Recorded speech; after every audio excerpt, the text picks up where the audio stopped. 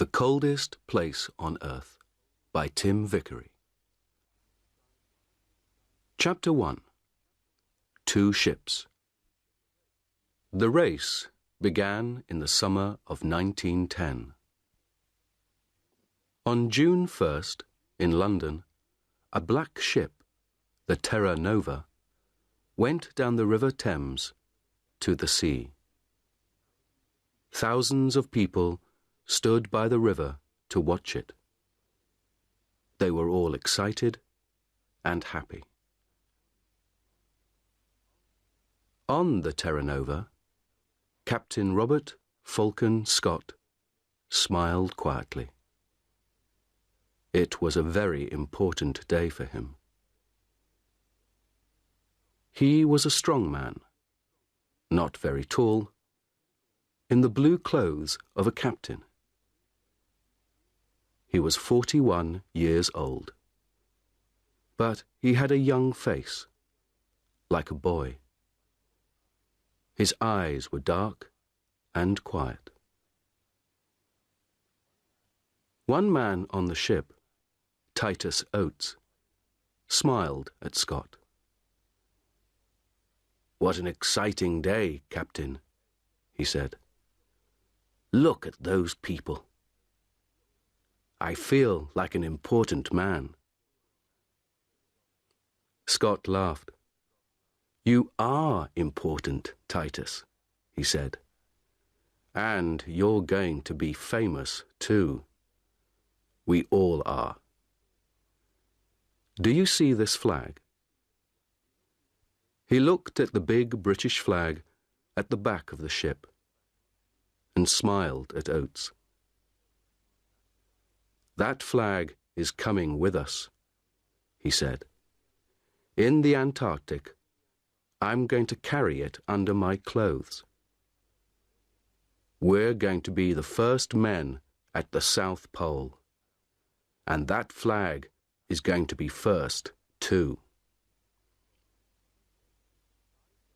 5 days later, on June 6th, a man opened the door of his wooden house in Norway. He was a tall man with a long face. He waited outside the house for a minute. Everything was very quiet.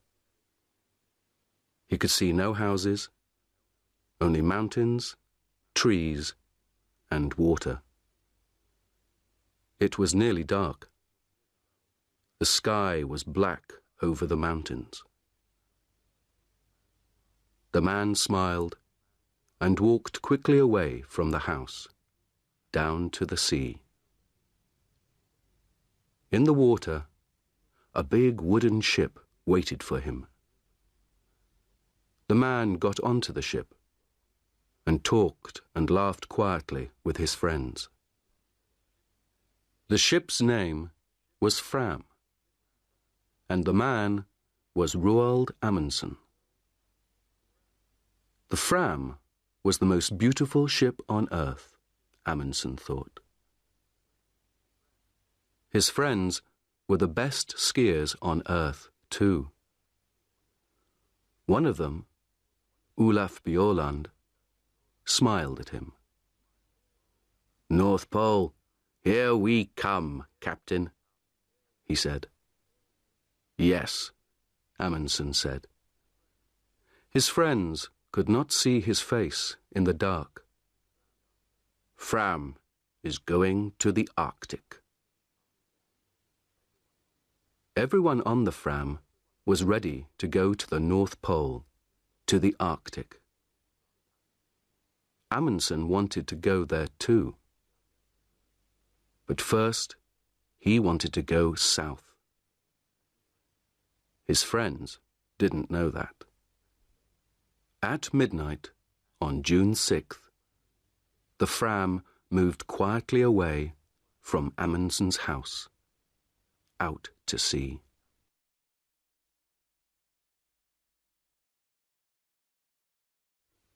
Chapter 2. The Race. The Fram went to an island in the south of Norway. It was a very little island, with only one small wooden house, 2 trees, and nearly 100 dogs. "Look at that," Bjaaland said. "It's an island of dogs. There are dogs in the water, near the trees, on the house, dogs everywhere." 2 men came out of the house. "Hassel! Lindström!" Amundsen said. "It's good to see you. How many dogs do you have for me?" 99, Roald," said Hassel. "The best 99 dogs from Greenland. And they're very happy. They don't work, they just eat and play all day.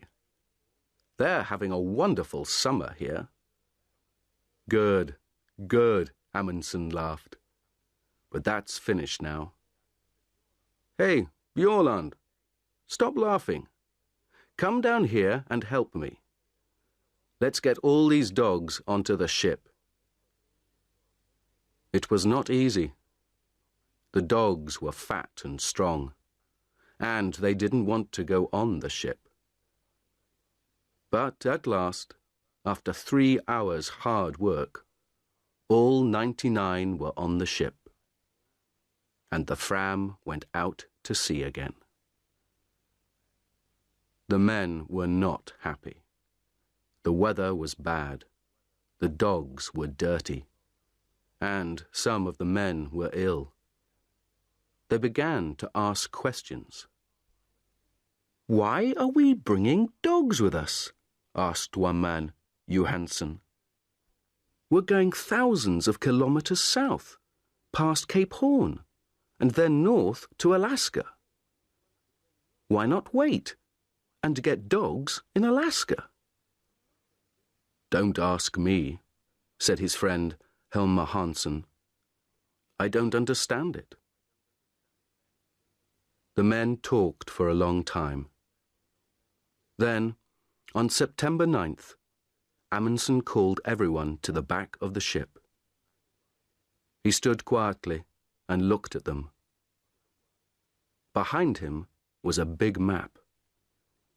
It was not a map of the Arctic. It was a map of Antarctica. Bjaaland looked at Helmer Hansen and laughed. Then Amundsen began to speak. "Boys," he said, "I know you are unhappy. You often ask me difficult questions, and I don't answer. Well, I'm going to answer all those questions now, today. We began to work for this journey 2 years ago. Then, we wanted to be the first men at the North Pole. But last year, Perry, an American, found the North Pole. So, America was first to the North Pole, not Norway. We're going there, but we're too late." "I don't understand this," Bjaaland thought. "Why is Amundsen talking about the North Pole, with a map of Antarctica behind him?" Amundsen stopped for a minute, and looked at all the men slowly. No one said anything. "We have to go a long way south before we get to Alaska," he said. "Very near Antarctica, you know. And Captain Scott, the Englishman, is going to the South Pole this year. He wants to put his British flag there. An American flag at the North Pole, a British flag at the South Pole." Bjaaland began to understand. He started to smile and couldn't stop. He was warm and excited. Well, boys, Amundsen said slowly, do we want the British to put their flag at the South Pole first? How fast can we travel? We have a lot of dogs, and some of the most wonderful skiers on earth. Bjorland here is the best in Norway. So, I have an idea, boys. Let's go to the South Pole and put the Norwegian flag there before the British. What do you say? For a minute or two, it was very quiet.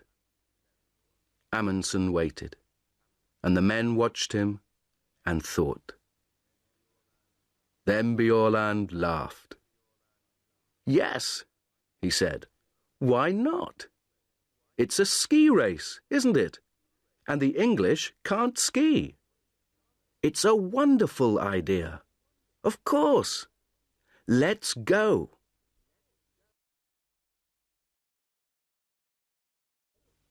Chapter 3. The Ponies. On October 27th, the Terra Nova arrived in Wellington, New Zealand. When Scott came off the ship, a newspaper man walked up to him. Captain Scott, can I talk to you, please? He said. Scott stopped and smiled. Yes, of course, he said. What do you want to know? Are you going to win? The man asked. Win? Scott asked. Win what? Win the race to the South Pole, of course, the newspaper man said. It's a race between you and Amundsen now. Look at this. He gave a newspaper to Scott. Scott looked at it. It said, Fram races Scott to South Pole. We're going to win, says Amundsen. Scott's face went white. Give me that, he said. He took the newspaper and read it carefully. The newspaper man watched him and waited. Well, Captain Scott, he said at last, who's going to win this race? Tell me that. Scott looked at him angrily. This is stupid, he said. It's not a race. I came here to learn about the Antarctic. I'm not interested in Amundsen or in races. Then he walked back onto his ship, with the newspaper in his hand. Later that day, he talked to his men. He gave them the newspaper and laughed. It doesn't matter, he said. We're in front of Amundsen, and we have more men and more money. He has only 8 men and a lot of dogs. I know about dogs.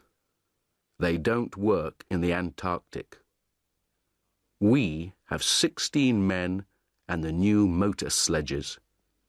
They are much better. And tomorrow the ponies are coming. We need ponies, motor sledges, and good, strong British men. That's all. Forget about Amundsen. He's not important. Scott asked Oates to look after the ponies, but he did not let Oates buy them.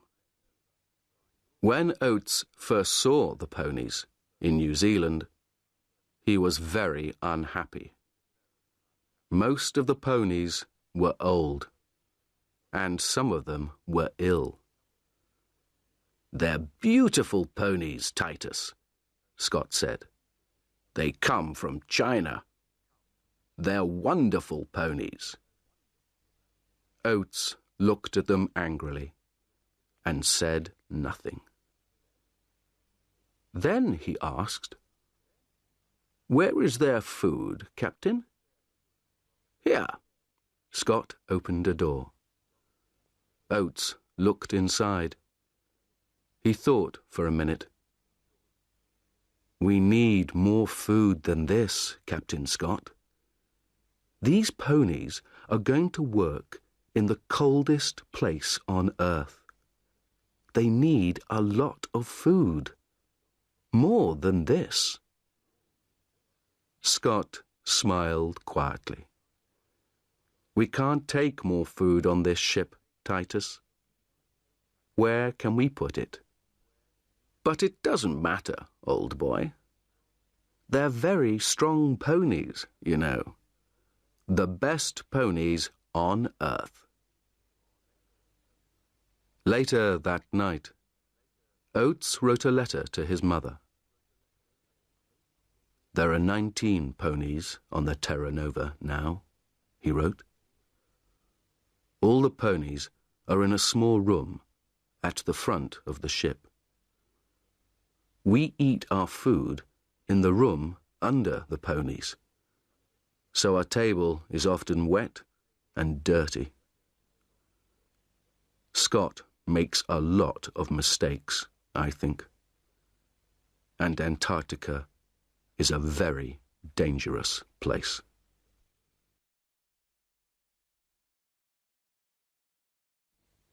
Chapter 4. Food Depots.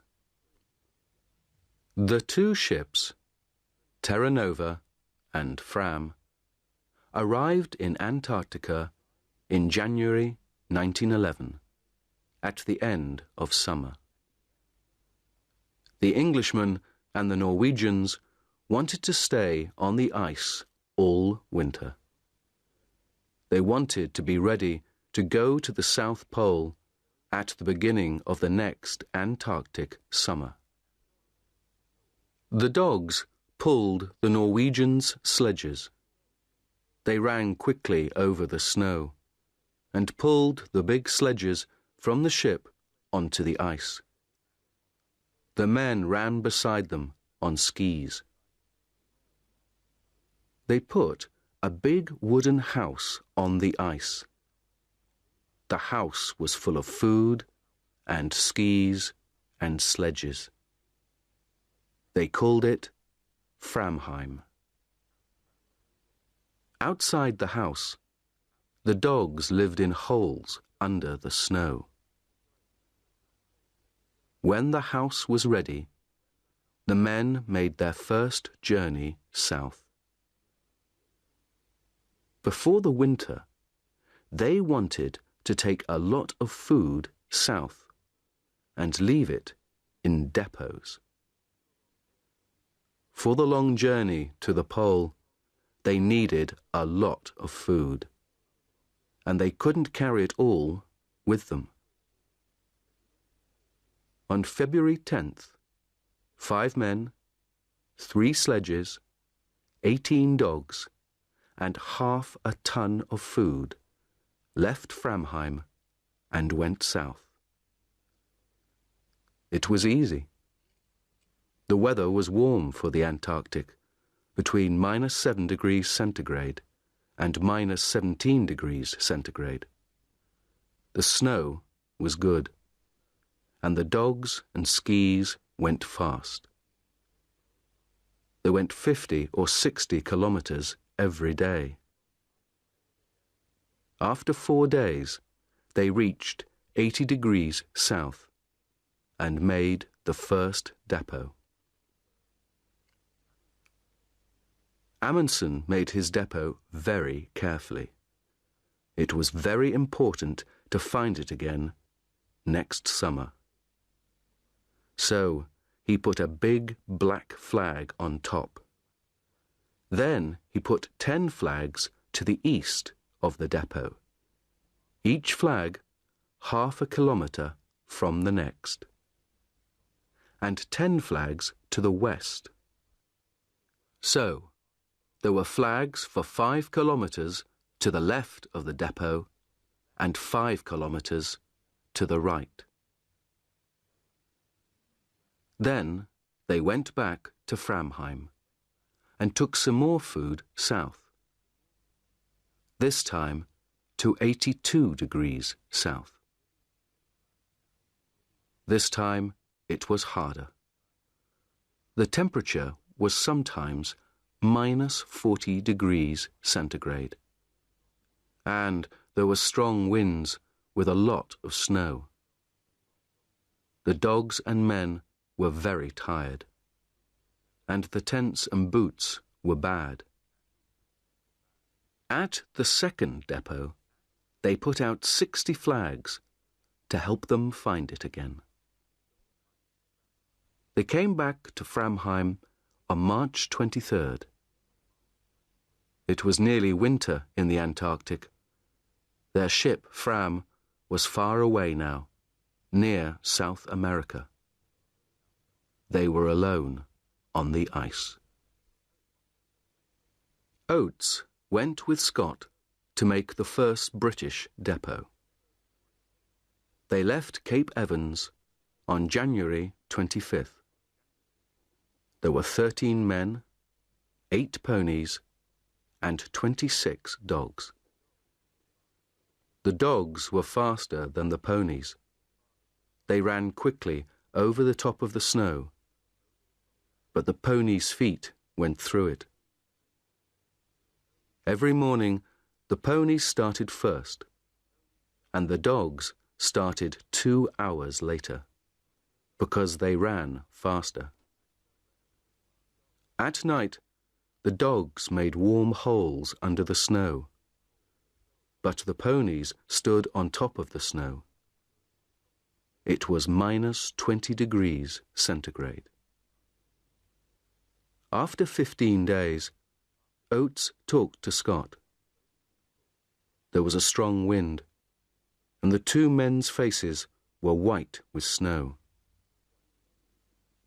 3 of the ponies are ill, Captain, Oates said. They can't go on. Don't be stupid, Oates, Scott answered. They're good, strong animals. The best ponies on earth. Not these 3, Oates said. They're ill and unhappy, and now they can't walk. Let's kill them and leave the meat here in the snow. We can eat it, or the dogs can. Of course not, Scott said angrily. These ponies are our friends. They work hard for us.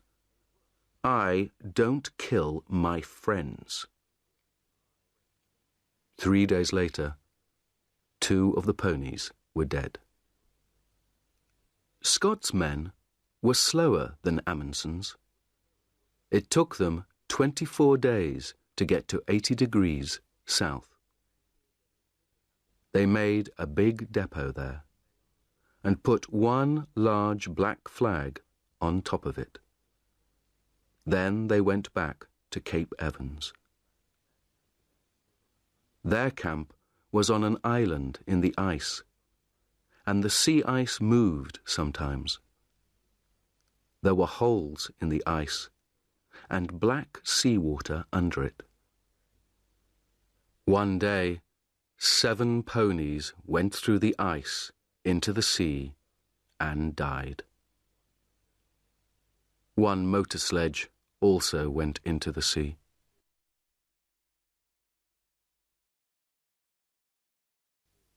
Chapter 5. A long, cold winter. It was dark for 4 months.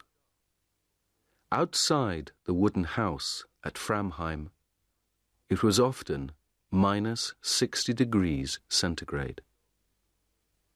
The dogs lived in warm holes under the snow. The men stayed in the house and worked in their rooms under the snow.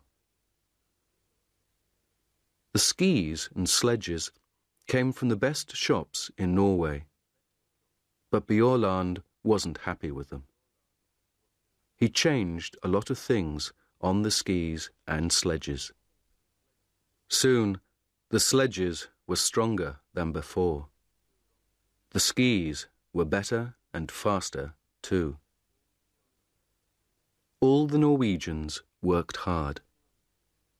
They looked after their dogs and worked on their equipment, the sledges, skis, tents. Every day they thought about their journey to the pole and talked about it.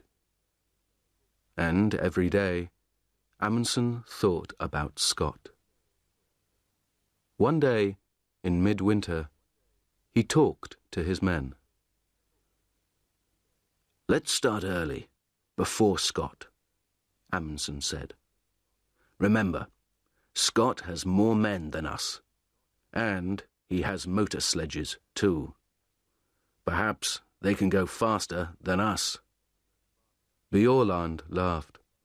"Oh no, they can't go faster than me," he said. "On snow, nothing can go faster than a good man on skis." "We don't know," Amundsen said. "You're the best skier in Norway, but you get tired, and dogs get tired too. Motor sledges don't get tired. They can go all day and all night." Johansen laughed angrily. "That's stupid," he said. "Perhaps the motor sledges can go all night, but the Englishmen can't." "The English can't win, Roald. They don't understand snow, but we do. And they're too slow." "Perhaps," Amundsen said, "but I want to win this race.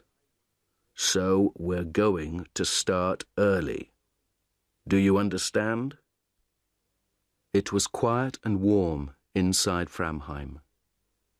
Bjaaland looked at Amundsen and thought about the long, cold journey in front of him. He thought about the dogs in their holes under the snow and listened to the wind over the house. "When, Roald?" he said quietly. "On August 24th. The sun comes back on that day. We start then." "But we can't," Johansen said. He looked angry and unhappy. "That's too early. We can't start then. It's dangerous and stupid." Amundsen looked at Johansen coldly. "You're wrong, Johansen," he said. "We want to win, remember? So we start on August 24th. Bjaaland listened to the winter wind outside. In Scott's camp at Cape Evans, no one talked about Amundsen, and no one worked hard.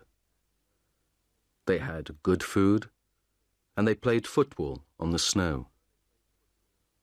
They wrote a newspaper, the South Polar Times, and read books. No one learnt to ski, no one worked on the motor sledges. Twice, men went for long journeys across the snow. They walked and pulled the sledges themselves. Oates stayed at Cape Evans and looked after his ponies. Over the window in Cape Evans, Scott put a map of Antarctica. With a pen, he made a line from Cape Evans to the South Pole, and he put a little British flag at the pole. Under the map, Scott wrote the day for the start of their journey. "We start on November 3rd, he wrote.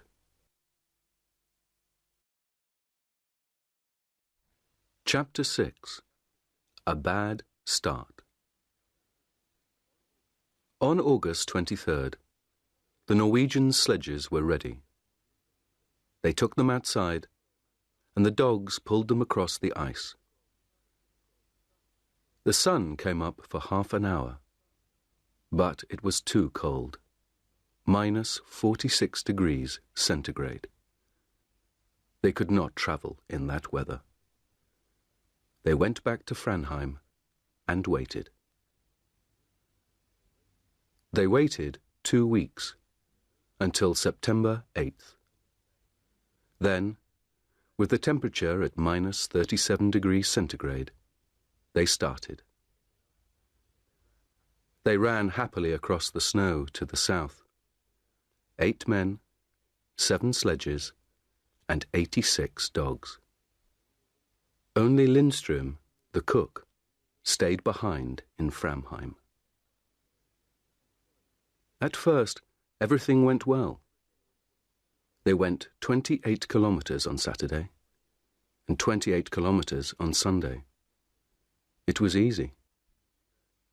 Then, on Monday, the temperature went down to minus 56 degrees centigrade.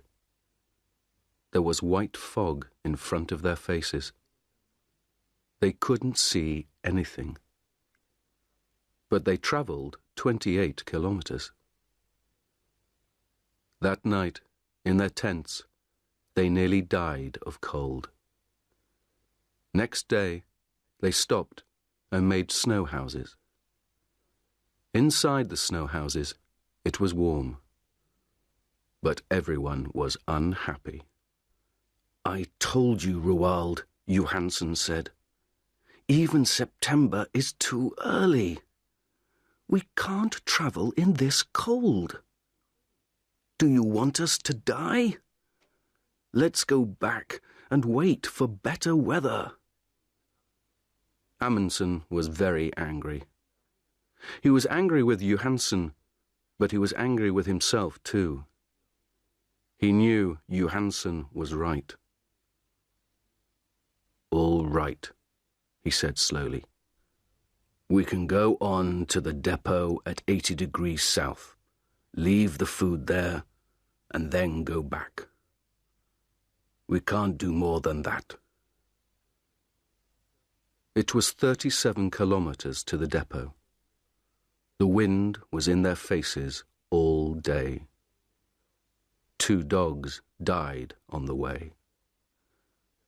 At the depot, they did not stop. They put out the food and the flags, turned round, and went north. At last, the wind was behind them.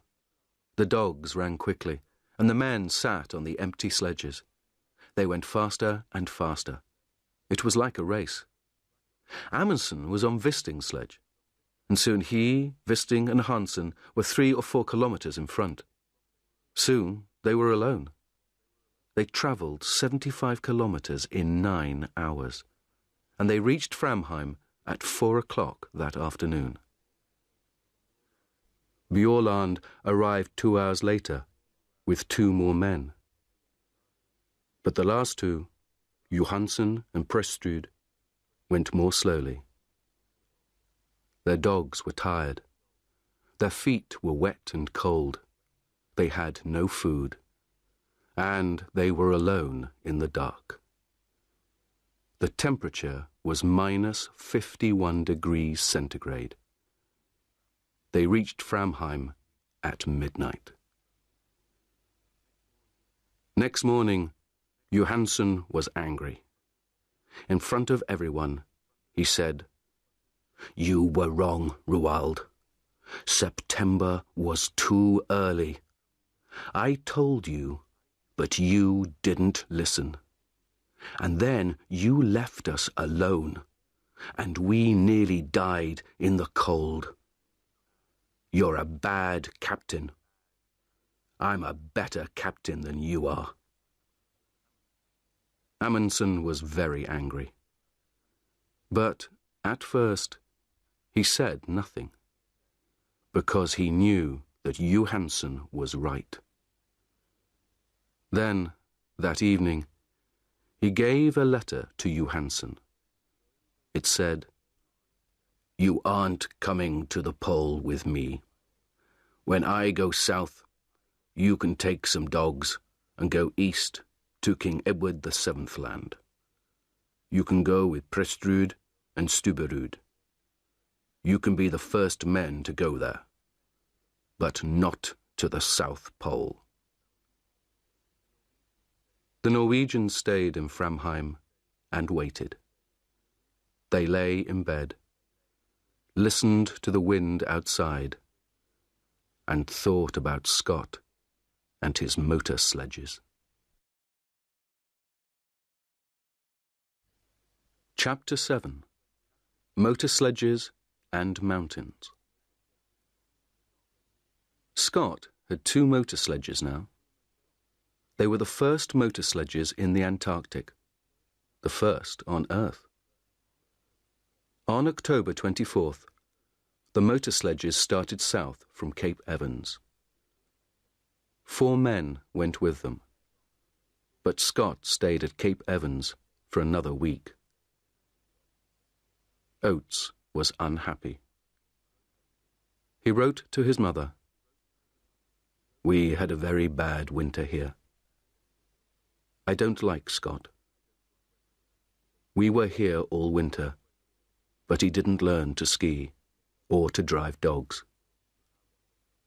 Our equipment is bad, and he doesn't think about other people. I'm going to sleep in his tent on the journey, but I don't want to." On November 1st, Scott and Oates and 6 more men left Cape Evans with 8 sledges and 8 ponies. The ponies walked slowly because their feet went down into the snow. It was hard work for them, and they got tired very quickly. They travelled 13 or 14 kilometres in a day. Behind the ponies came Mears with 1 sledge and some dogs. Mears knew how to drive dogs. Every day, Mears started 2 hours after the ponies and arrived 2 hours before them. After 5 days, they found the motor sledges. The Norwegians began again on October 20th. There were 5 men this time: Amundsen, Bjaaland, Wisting, Harsel, and Hansen. They had 4 sledges and 48 dogs. There was a lot of wind and fog. On the first day, Wisting's sledge suddenly stopped, and the back went down. "Come on, you dogs," he said angrily. "Pull, pull." At first, nothing happened. Then, slowly, the sledge moved again. Wisting looked down over the side of the sledge. Under the snow, there was a 50-metre hole. "Did you see that?" Amundsen said. "The ice wants to eat us. Men, dogs, sledges, everything." On the 4th day, they reached the depot at 80 degrees south. There was a bad snowstorm, but they found the flags easily. Next day, the men stayed in their tents, and the dogs played in their holes under the snow. They were all happy. They had a lot of food, they had good equipment, and they were warm. They could travel fast.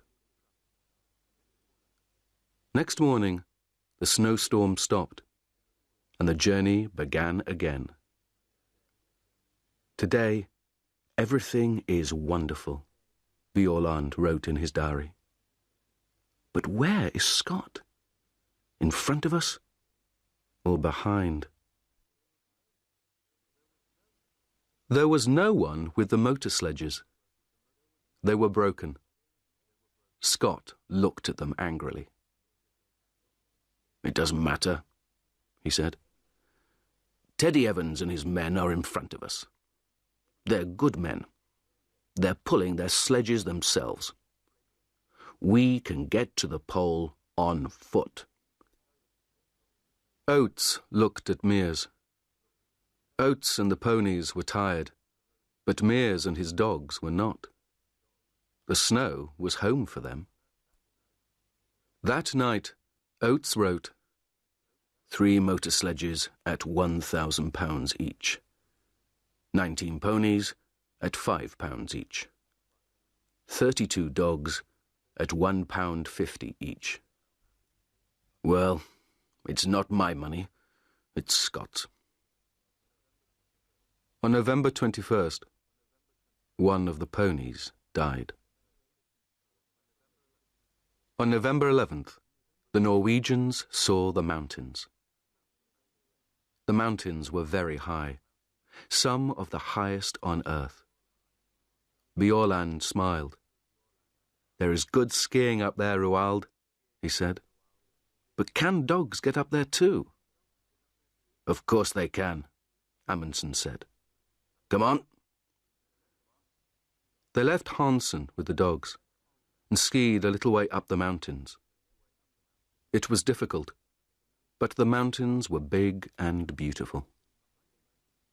Behind the mountains, Amundsen thought there was a high plateau of ice.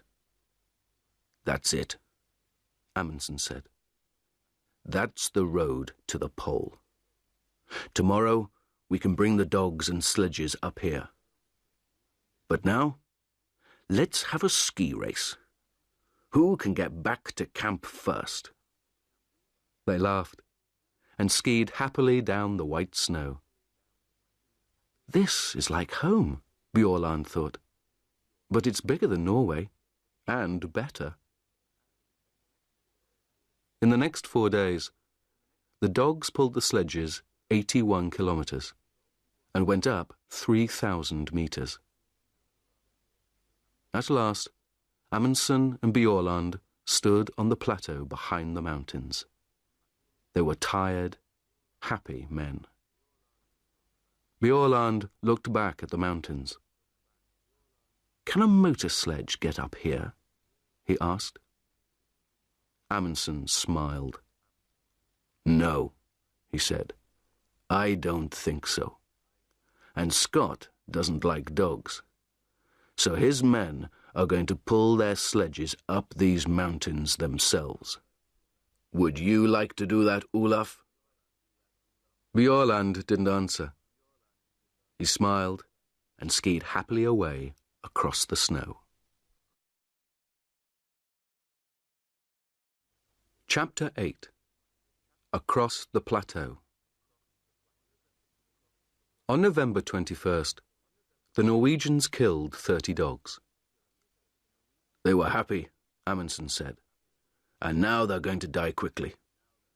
We need 3 sledges and 18 dogs to go to the pole." When the dogs were dead, the other dogs ate them. The men ate them too. They were good friends, Bjaaland wrote in his diary. And now they are good food. 2 days later, the dogs were fat. Then, in a snowstorm, they began their journey again. After the snowstorm, there was fog, and in the fog, they got lost on an ice river with hundreds of big holes in it. They could see nothing, and it was very dangerous. In 4 days, they moved 9 kilometers. "But the ice is beautiful," Bjaaland wrote. "Blue and green and white.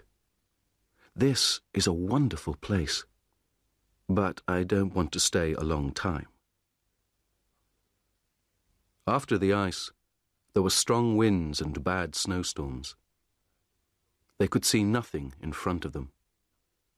But every day they travelled 25 or 30 kilometers. Then, on December 9th, the sun came out. They were at 88 degrees, 23 minutes south, 175 kilometers from the pole. 5 more long days, Bjaaland wrote. That's all now. But where is Scott? For 4 days, Scott's men stayed in their tents near the mountains. There is a bad snowstorm outside, Oates wrote. It's too cold for the ponies, and our clothes and skis are bad too. On December 9th, Oates killed the ponies. They were tired and ill, and they could not walk up to the plateau. Then Mears and his dogs went back to Cape Evans. We can pull the sledges ourselves, Scott said. We can do it. We're all strong men. There were 2 sledges and 8 men. They went 24 kilometers a day. On December 31st, Scott said to Teddy Evans and the men on the second sledge, You can't ski well. Leave your skis here. So they pulled their sledge 24 kilometers without skis. Next day, Scott went to Teddy Evans's tent. You're ill, Teddy, he said. You can't come to the pole. Take 2 men and go back. Tomorrow. Teddy Evans was very unhappy. 2 men, Captain, he said. Why not 3? Because Bowers is going to come with me, Scott said.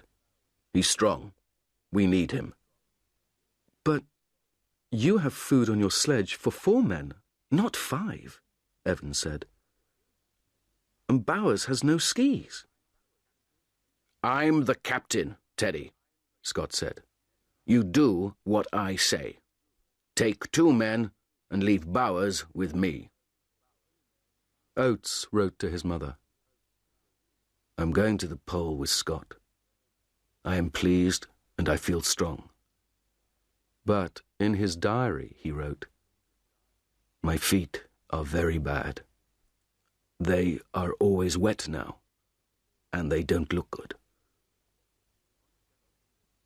On January 4th, Scott's men left Teddy Evans and went on.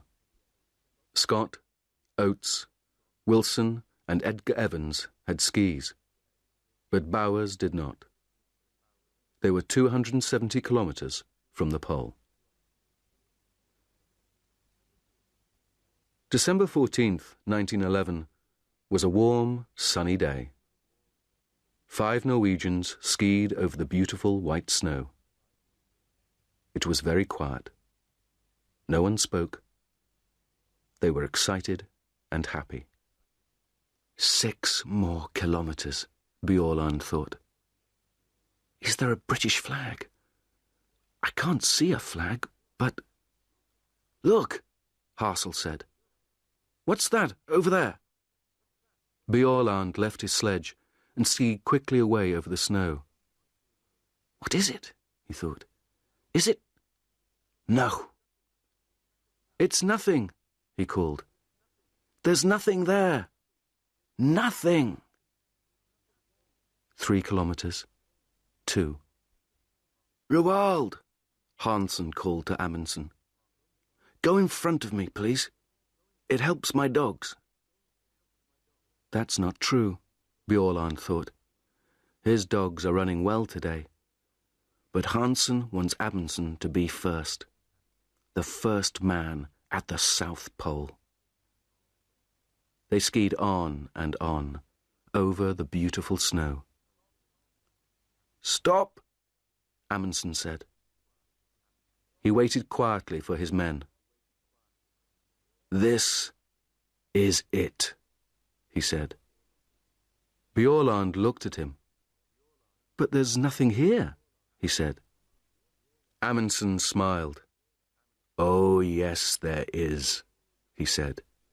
There's something very important here, Olaf. Very, very important. What's that, Roald? Us. We're here now. Isn't that important, Olaf? The 4 men stood on the snow and looked at him. Then, slowly, they all began to laugh.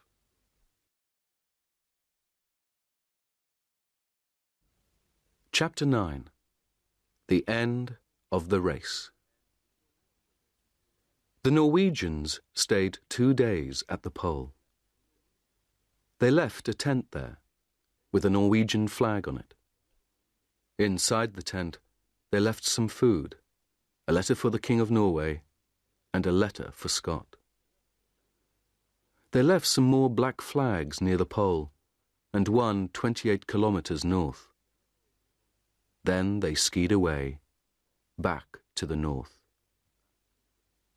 It's a beautiful day, Bjaaland wrote. The sun is warm, the snow is good. But the dogs run too quickly. I can't get in front of them. They found their depots easily. There were 10 between the pole and Framheim. Each depot had a lot of food. They laughed and skied quickly down the mountains. Often they skied 50 kilometers a day. On Friday, January 26th, 1912, they came back to Framheim. It was 4 o'clock in the morning. Inside the wooden house, Lindström, the cook, was asleep. Amundsen walked quietly to his bed. Good morning, Lindström, he said. Is our coffee ready? The black flags waited at the pole. What's that, Captain? Bowers said. Over there. Where? Scott asked. What? Oh, my God. They all saw the small black flag in the snow, 2 kilometers in front of them. Slowly, they pulled their sledge to it. Next day, January 17th, 1912, they found the tent and the Norwegian flag. Near it, Scott took the British flag from under his clothes and put it up. In his diary, Scott wrote, "This is a very bad day. We are all tired and have cold feet and hands. It is minus 30 degrees centigrade, and there is a snowstorm. Great God, this is an awful place." They turned north. 5 tired, unhappy men in the coldest, emptiest place on earth. On March 13th, 1912, Scott's wife, Kathleen, looked at her morning newspaper. "Norway's flag at South Pole," it said. She looked at it for a long time, and then began to cry. "What's the matter?" her friend asked. "My poor, poor husband," Mrs. Scott said. "What's happened to him? Where is he now?" Scott's men were always hungry. There were not many depots, and they were difficult to find. "We need to find the next depot today," Oates wrote. "But how can we find one black flag in all this snow? It's very difficult. And there is food for 4 men, not 5. They were all tired and ill, too. Oates's feet were black now, and he could not feel them. On February 16th, Edgar Evans died. On the 17th, they were past the mountains. At the depot there, they ate one of the dead ponies. Then they went on. 10, 11, 12 kilometers a day. They were ill because their clothes were not warm and they didn't have much food. The temperature was sometimes minus 40 degrees centigrade. On March 7th, Scott looked at Oates's feet. They were big and black. "I can't pull the sledge now," Oates said. "It's very difficult to walk. Am I going to lose these feet, Captain?" Scott looked at Oates's feet and said nothing. On March 9th, they found another depot, but there was not much food. Slowly, they walked on. Oates's feet were worse every day. March 17th was Oates's birthday. He was 32. He lay in the tent and listened to the wind outside. He was very cold, very hungry, and very, very tired. He wrote a letter to his mother and gave it to Wilson.